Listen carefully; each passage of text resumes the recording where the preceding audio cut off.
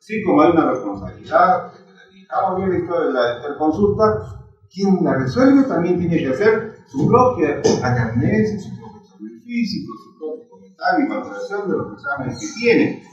Poner su presunción diagnóstica, impresión diagnóstica, no diagnóstico final, impresión diagnóstica.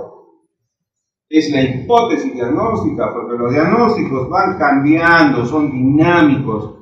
Y si es que hay un diagnóstico, una impresión diagnóstica en un momento, puede cambiar. Afirmaremos algunas y desecharemos otras. O aparecerán nuevas impresiones diagnósticas. Así de dinámico es. Ustedes no saben en la práctica cómo sucede, ¿no? Entonces, ya podrá su diagnóstico presuntivo, las sugerencias, recomendaciones o indicaciones y siempre el sello y la lista. O sea, ese es un modelo de interconsulta de otro hospital, pero que tiene que contener todos esos planes. Porque cuando haya una auditoría de historia clínica, si no tenemos esto, y cuando haya que pasar esto al CISO, no nos van a pagar, no nos van a reponer. Y cada interconsulta tiene un valor. Es un acto medido, entonces tiene por lo tanto que hacerse bien establecido, ¿no? El consentimiento informado también es un consentimiento informado, que tiene que decir que tiene que ser claro, oportuno, en los términos que entiende el paciente. Tenemos que decirle las virtudes del ¿cómo se llama?, del procedimiento que vamos a hacer. Asimismo, las probables complicaciones, los beneficios. Y el paciente y el familiar, pues, firmarán también el consentimiento informado, el cual puede ser revocado. O inicialmente puede decir que no quiere y después decir que sí. ¿Se dan cuenta? Es igual como la historia clínica, tiene que ser veraz, oportuna. El paciente tiene derechos a que sea atendido, pero también tiene deberes de decir oportunamente y manifestar con la verdad los síntomas que tiene. ¿Se dan cuenta? Entonces, y eso no lo digo yo, escrito, sino que a veces nosotros no lo hacemos de esa manera, ¿no? Muy bien, entonces tenemos nuestros consentimientos informados. No tenemos estudios radiológicos que tengan el informe. Eso se lo hemos dicho al director la semana pasada. Y ahora tenemos como 4. Antes estaba tan solo el doctor Castillo, y él informaba todas las historias, todas las radiografías, hasta la chiquitita, la Röntgen. Ahora no. Y es importante porque también ¿cómo se llama? Entra en la historia clínica todo ello, ¿no? Los formatos de atención, el servicio de emergencia tienen que ser incorporados. Tengo dificultades, ayer he tenido dificultades. Me envían un paciente, ¿no? Y yo no sé qué le han hecho en emergencia, qué exámenes le han hecho. Entonces, por lo menos, entonces yo digo, pues si la historia no va a ir, entonces uno tiene que pensar también. Entonces, sáquese la fotocopia. Y esto la enviará a usted a emergencia, al consultorio, llévele al consultorio. Y aquí está la receta. No le ponemos las indicaciones, las fechas, no le ponemos así las indicaciones cuando le damos de alta. Y tampoco le decimos qué cosa tenía el paciente. Ojo, y eso debe decirse. Y la atención en consultorio externo no son 2 o 3 palabritas, tiene todo: anamnesis, hora, el examen físico, la impresión de diagnóstico, el tratamiento clarito que le vamos a indicar, cuál es el plan, los exámenes complementarios, en fin, que no lo estamos poniendo. Son malbura a veces. Si qué será, pues qué diría acá, no sé, tengo que estarle pidiendo la receta al paciente. Y eso no sucede, ¿cómo nos ha sucedido más fácil? Entonces, va a haber un análisis no solo cuantitativo, sino cualitativo en las auditorías, en las revisiones de la Secretaría Clínica por los comités respectivos, ¿no? En algún momento. Nuestra antigua emergencia. También estamos presentes, no solamente en el devenir de la historia clínica, sino también en todas las cosas que tienen que estar relacionadas con nuestra actividad. Ya me están llamando de mi servicio, pero no pueden vivir sin educación. No. Bueno, entonces, también tenemos derechos nosotros. Y no es posible que a veces nosotros en realidad debemos de hacerlo valer en este aspecto. Derechos del paciente a ser atendido, deberes del paciente también. No se puede confundir esas dos cosas, ¿no? Bueno, ahora sí viene recién lo que tenía que hablar. Es unas abreviaturas o representaciones de una palabra.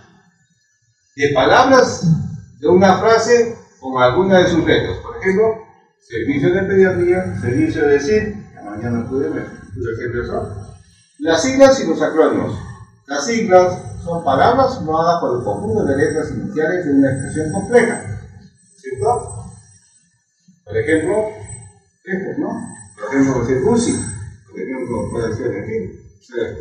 Y los acrónimos son casos particulares de siglas. Debemos hacer siglas. En los diagnósticos no. En los diagnósticos no. En las impresiones diagnósticas no.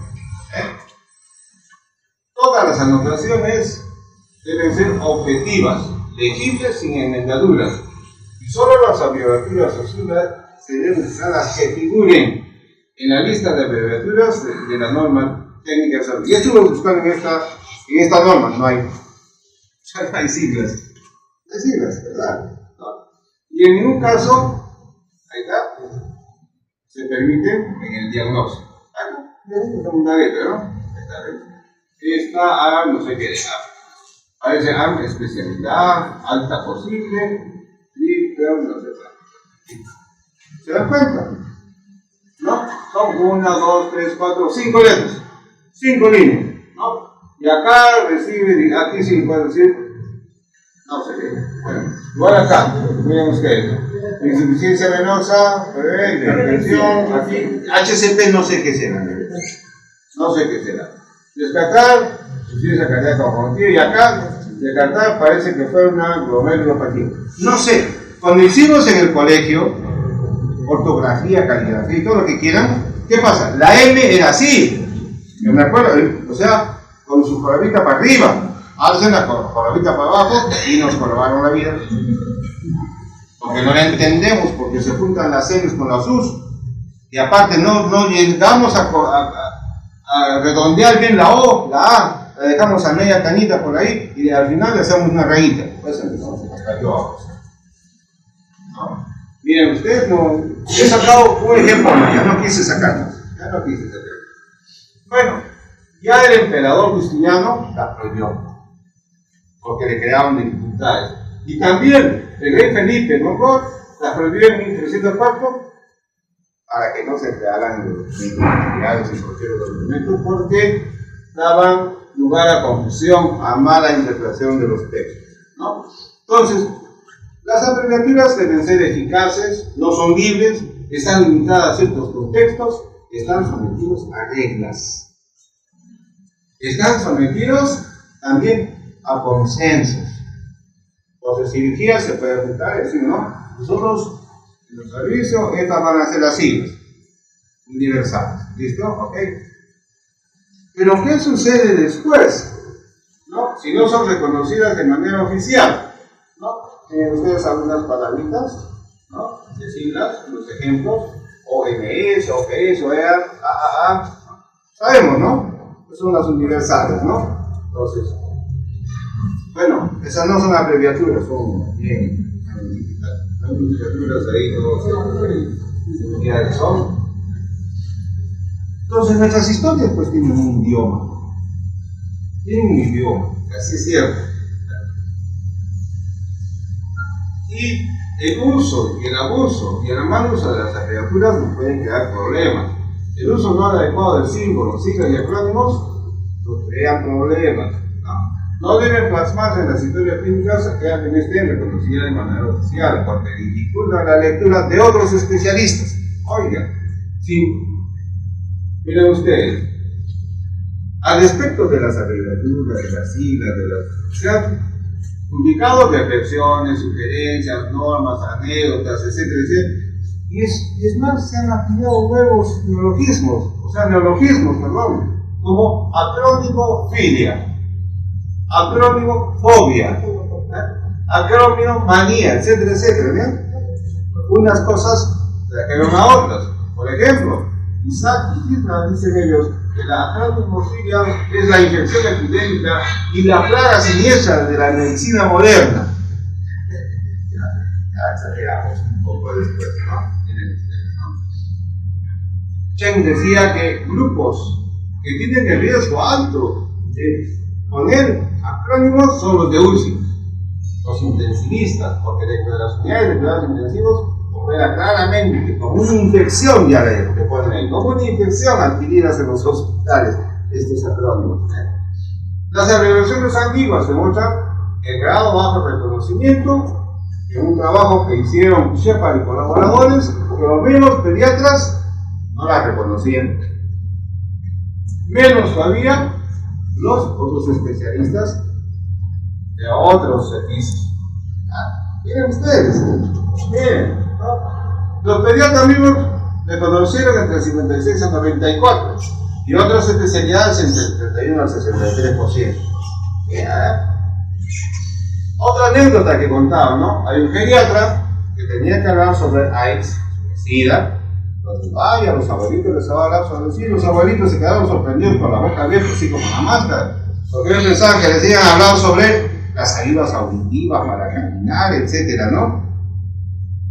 Bien, como unas siglas que cambiaron todo el contexto, ¿no? Y en vez de decir United States of America, ¿qué pusieron? United States of... ¿Cómo puede ser, no?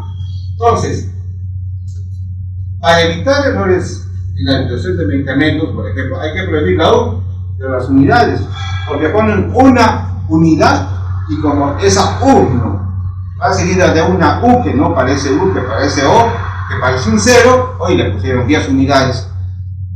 Le pusieron pues igual y ¿no? O puede tener consecuencias, pero están dando 10 veces más de lo que debió haber recibido. Entonces, en lugar de utilizar múltiples abreviaturas, se aboga por hablar con el lenguaje común y claro. Ahí está. El uso de las abreviaturas no recomendadas en el informe de alta y prescripción médica. Es un estudio observacional retrospectivo. El 100% de las historias clínicas tienen abreviaturas.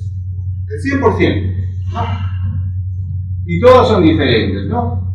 ¿Quiénes? Los servicios médicos de todas estas historias tenían 1866 abreviaturas, acrónimos, etc. Los quirúrgicos, un poquito menos, no, 1172. O sea, es una inversión. Todos hacemos abreviaturas. Y aquel que diga que no, que lance la primera abreviatura, no la primera que. Miren ustedes, conclusión. Todas las historias clínicas presentaron abreviaturas de riesgo. Y el uso de abreviaturas desaconsejado fue habitual en los servicios de medicina.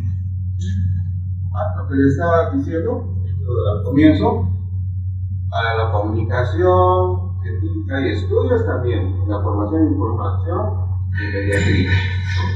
Y ellos llegan a las conclusiones.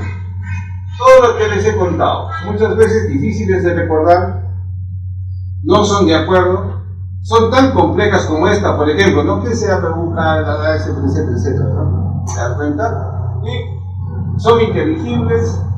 Los problemas se agravan cuando se emplean siglas extranjeras, ¿no? Por ejemplo, vienen algunos de Arequipa, ponen siglas extranjeras, no entiendan lo que era acá, puro robot, ¿no? Y entonces deben usarse solo las muy divulgadas y las ampliamente reconocidas. Ahí tienen ustedes, ¿no? Hay uno de nosotros ahí, el partido de momentos, un día de fiesta, espero que nos den un par de días para la otra. No, un día con su noche me dicen otro. Entonces, ¿está prohibido abreviar y poner entonces siglas? Si son tan dificultosas y nos crean problemas. ¿Estamos contraviniendo la norma técnica y somos posibles de sanciones? Probablemente sí. ¿No? Pero primerito tenemos que ordenar la casa, porque ya lo dijo la vez pasada el doctor Carteolín. Hay cosas que uno tiene que entender. Porque un consentimiento informado, decía el doctor, hace firmar el doctor Chura, ¿no? Le evaluó el doctor Villanueva, lo opera el doctor Carteolín. Y decíamos que debía ser lo mismo que hace el procedimiento, pues era por el equipo. O sea, hay que sacarle también. Toda norma no es una norma. Y cuando sale una ley, dice, echa la ley, ya saben lo que sigue después. Bien. Por suerte, el hospital Hipólito Unanue tiene su cuadernillo de abreviaturas. Pero no es de acá, sino es de Lima. Pero es Hipólito Unanue. Entonces, miren ustedes, ¿no? Y ellos han sacado abreviaturas, ¿no es cierto?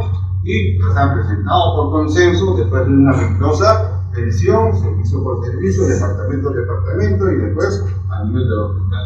Hay un listado de abreviaturas. Es el único que he encontrado interesante. Bueno, igual decía ahí, hospital y política, ¿no? Si puede, está con sus oídos y bueno, y estas son las referencias y transferencias, que son un dolor de cabeza, ¿no? Que dicen, porque alguien tiene delito de los miembros inferiores, descartar insuficiencia renal. El otro día he visto esto, apendicitis aguda, ¿verdad? A consultorio de medicina. Descartar apendicitis aguda, ¿verdad? ¿Qué nos está sucediendo? ¿Qué nos está pasando, no? Somos médicos jóvenes. Ahora sí se trabó. Ahora sí se trabó.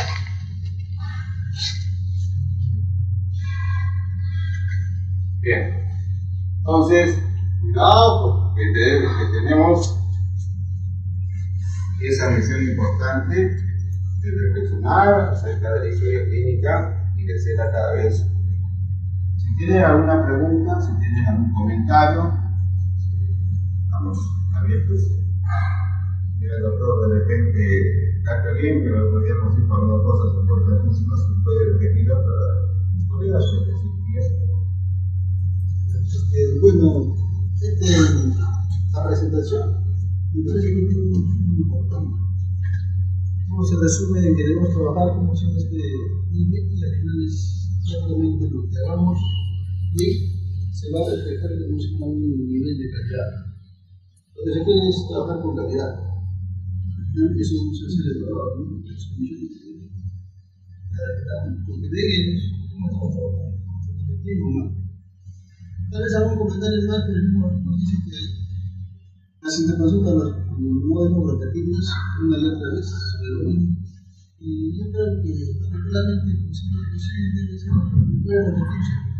Porque yo necesito, por ejemplo, saber cómo son los pensamientos, cuál es la idea, cuáles son los tipos. Yo como siempre de un cierto profesional, tal vez tengo un médico internista, pero mañana a mí me van a preguntar de cómo saber cómo piensa este internista. Entonces yo estoy como encima recogiendo mi información para poder engrosar y utilizar mis posibilidades de diagnóstico, como entender el programa que debo hacer. Eso es importante. Y siempre no olvidando, ¿no? Lo que decía el doctor claramente la vez pasada, tenemos que debemos trabajar en equipo. Yo decía, por ejemplo, la norma nos dice que como recibe el paciente es el dueño del caso, ¿no?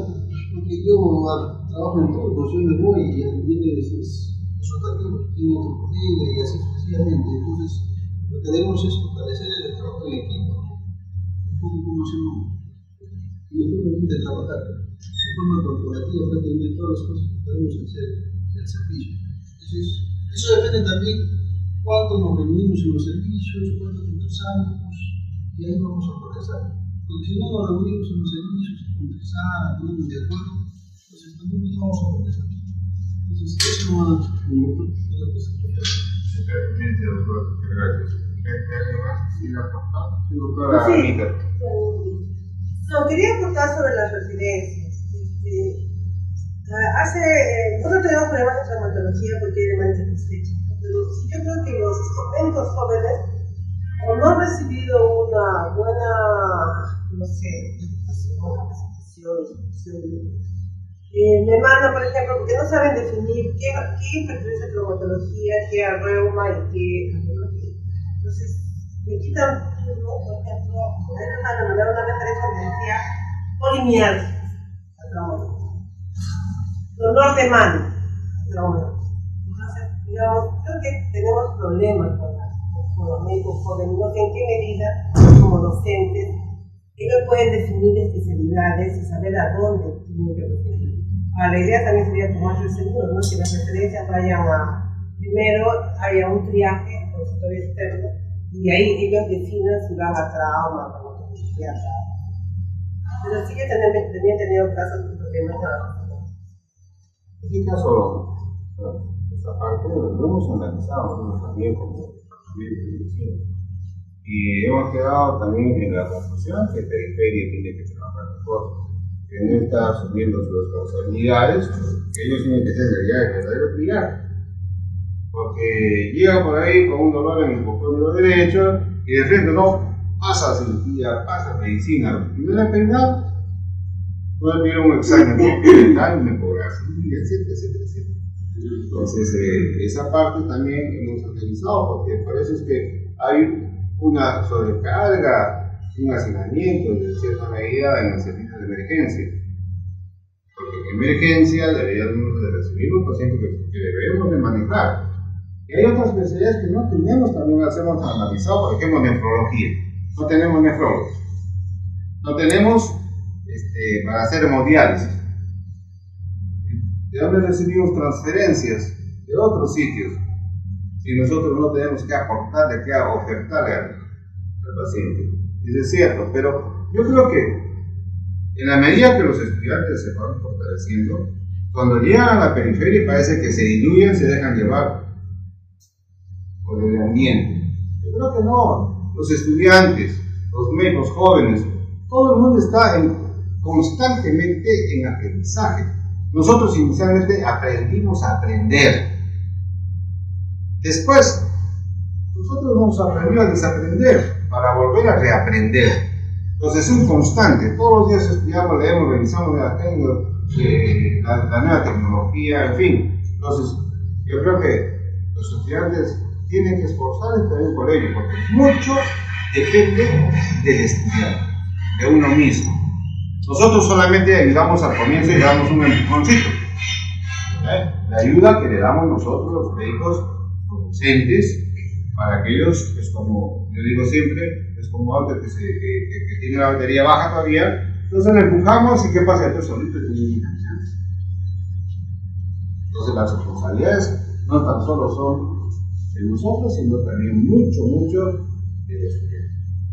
Yo me acuerdo que había una promoción interna que después de que pasó el internado, acá en este hospital, ¿no? Le preguntamos, si yo tuviera que elegir, habiendo pasado todo lo que he pasado, nuevamente, ¿en qué hospital hacer el internado? Sería este hospital. Porque este hospital me dio todas las oportunidades que no recibí en otros sitios y aprendí un montón. Pero, ¿por qué aprendió? Porque quería aprender. Tenía ese deseo, tenía la vocación. Eso que a veces decimos el servicio, pero está dentro de nosotros. Porque cuando hacemos algo, lo hacemos con pasión, nos metemos al fondo. No es un sacrificio el estudio, al contrario, cuando estamos leyendo y revisando cosas nuevas, quedamos tan embebidos y embelesados que no nos damos cuenta ni de la hora y continuamos, y de repente alguien dice, oye, tienes que ir a dormir, oye, ¿qué pasa? Son 12 de la mañana, 3 de la mañana, ¿qué? No me di cuenta, ¿no? Y cuando estamos trabajando, estamos en una cirugía, estamos en un procedimiento, estamos con un paciente, no nos damos cuenta y de repente ayer, por ejemplo, dije, ¿qué? Y era 1:30, no me di cuenta. Pero estaba 3 pacientes todavía con el externo.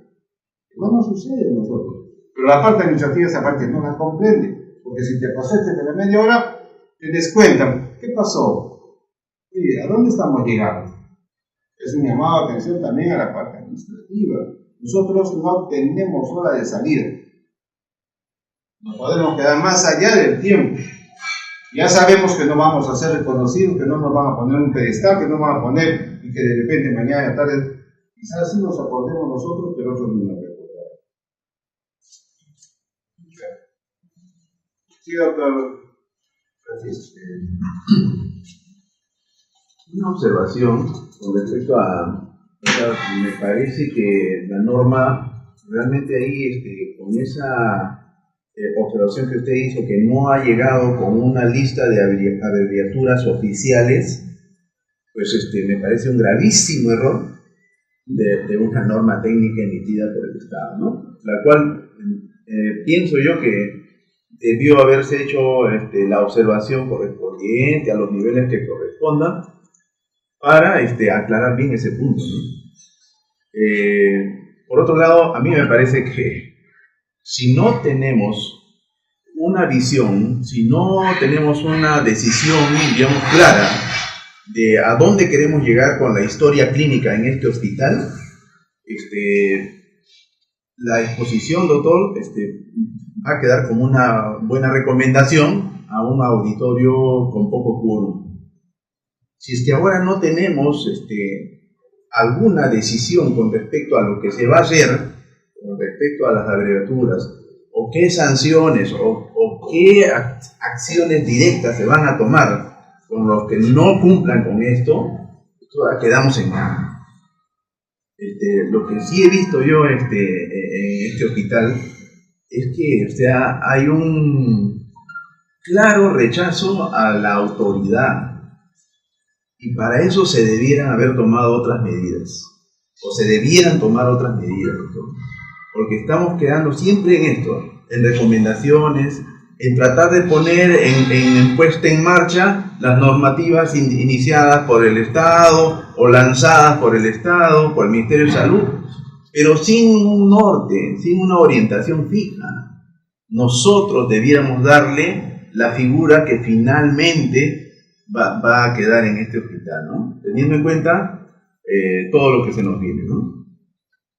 Es por eso que, como le digo, doctor, o sea, si no tiene digamos, este tipo de charlas o recomendaciones, una clara decisión de hacia dónde vamos, van a quedar como una recomendación, doctor, y usted va a ver que las historias mañana, pasado, van a continuar tan igual como ahora las vemos.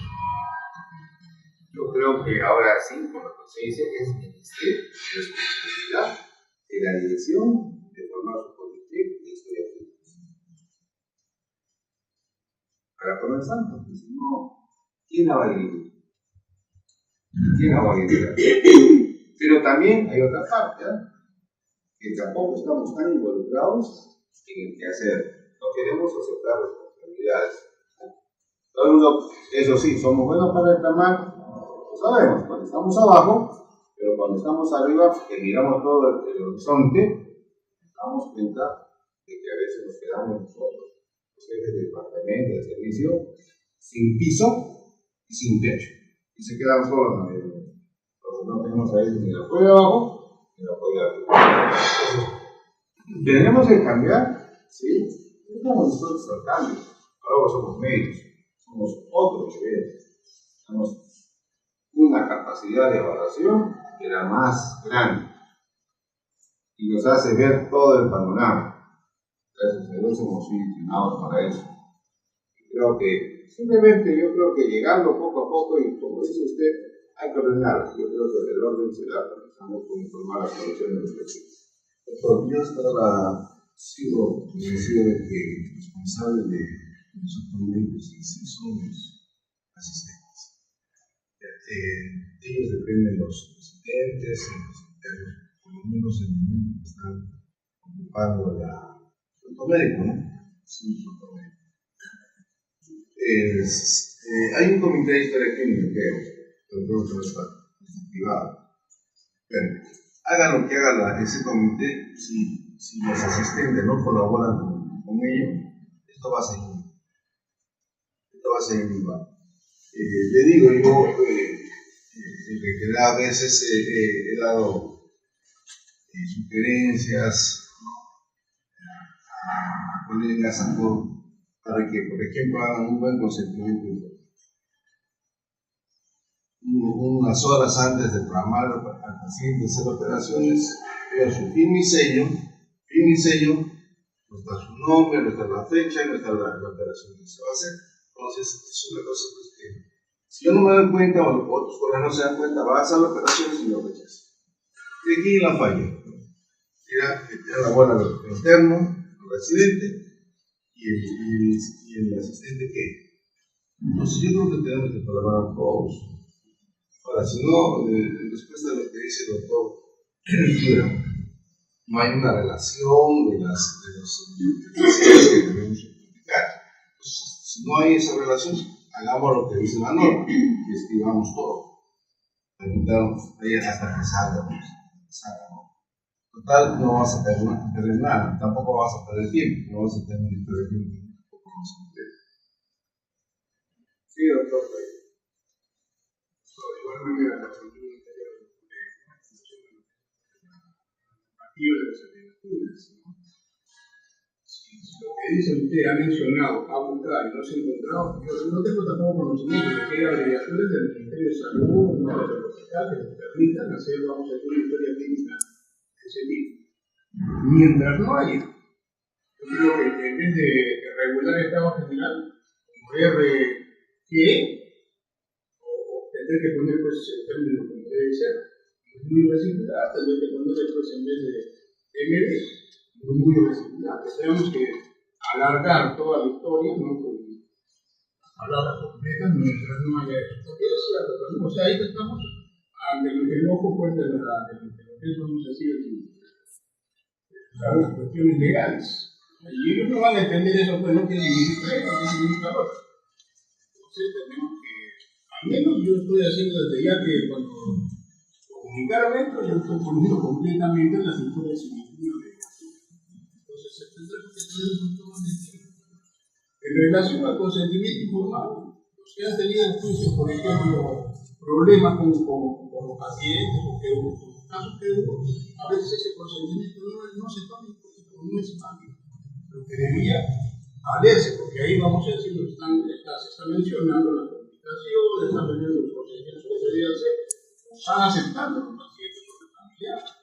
Pero eso a veces ante un problema judicial, eso es casi a veces nulo, no se puede. Yo creo que han pasado por eso, acá no lo van a reconocer. En relación, doctor, a las interconsultas, nosotros en medicina tenemos a ver 5 inconvenientes aquí.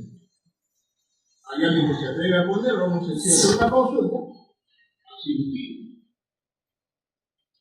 catalogando ya un problema médico sin tener ni siquiera una prueba, vamos a decir, de exámenes auxiliares para confirmar lo que se pide. Sin embargo, ponen ahí bajo responsabilidad. Es una falta de respeto. Entonces, eso pues, hay cosas que hay que poner. Si yo quiero hacer una consulta, tengo que tener al menos lo básico. ¿No? O sea, lo que yo veo la anamnesis, lo que usted dice, ¿no? La descripción clínica y el apoyo diagnóstico, si quiere, para hacer la consulta. Porque yo no voy a estar pídale tal cosa, otra vez pídale tal cosa, no, pero menos si quiere para ahorrar eso. Lo que uno está pensando, tener al menos lo básico para ¿cómo se llama? Guiarlo mejor o apuntar mejor al diagnóstico que sea, vamos a decir, en este caso clínico. No, disculpe, doctor, pero es una opinión que yo he observado y a veces se trata de comunicar. Bueno, usted mencionó en la anterior charla el problema de actitudes de cada uno de nosotros. Eso es verdad, doctor. A veces lo hacemos por flojera o por decir, no sé, no puedo calificar a mis colegas, pero como jefe de departamento yo tengo que decir una publicidad. Entonces, por ejemplo, cada uno debe cumplir su función, no debe ser. Supongamos hay un X médico que atiende un paciente en emergencia. Primero tiene que estar el paciente médico ahí. Segundo, tiene que leer su historia clínica. Tercero, tiene que firmar. Tiene que poner su sello. Tiene que poner su DNI. Y tiene que estar personalmente ahí para hacer el diagnóstico, dar la receta, darle el alta y todo. Pero no, por ejemplo, comunicar por ejemplo. Todas esas cosas Mire, esta es una expresión de todo lo que está pasando en nuestro país. Por eso yo en la dirección al doctor Chura le propuse que nos reúna a todos los del cuerpo médico y nos invoque a cambiar de actitudes. ¿No? Porque esto es también parte de las actitudes que nosotros tenemos. Como un cuerpo médico se lo diga a los colegas a todos, que tenemos que cambiar actitudes para poder mejorar. Si no, vamos a seguir en la mediocridad. Eso es pertinente, todo lo que han comentado. Este es su inicio, me parece, para poder hacer las cosas mejor. Todo es para mejorar, todavía vamos a mejorar. Porque todo es perfectible. Entonces, por lo menos ahora comenzaremos a responder en las instituciones diagnósticas. Esa es una parte. Y la norma técnica de las abreviaturas que ha presentado el Hospital Doctor de Lima está a la disposición para ustedes, para que la puedan revisar. De repente, porque siempre tenemos que tener una base, ¿no? Y en base a esa base, podemos decir de repente servicio por servicio, al final los departamentos, seguridad de la institución, que sí la podemos utilizar. Porque si hay que utilizarlas, hay que utilizarlas. A veces tenemos que abreviar también cosas, eso es cierto. Pero si tenemos un consenso, lo podemos hacer. Por ejemplo, el ENG, el DNG, lo hemos consensado prácticamente todos. ¿No? Alguna vez yo me quedé corto cuando dije, bueno, me ponía en el SAT, que es el SAT, es sensación de alza técnica. Bueno, ahora ya sé que es sensación de alza técnica. Pero cuando conversamos, hablamos técnicamente y le ponemos los consensos de tenemos el amparo, ¿no? Es un amparo de una resolución, porque al final vamos a tener como una resolución. No hablamos, no vamos a utilizar. Me parece muy provechoso. A mí me hubiera gustado, de verdad, con eso, solo las mismas cadenas.